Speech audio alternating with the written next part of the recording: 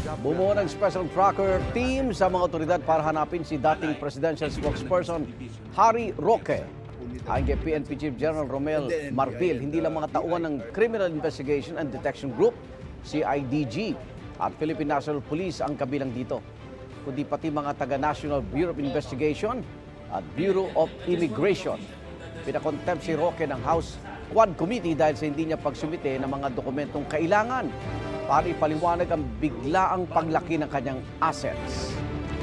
Una na, iginiit ni Roque na hindi siya magsusumite ng mga dokumento dahil wala naman daw itong kinalaman sa mga illegal na pogo na iniimbestigahan ng Quadcom.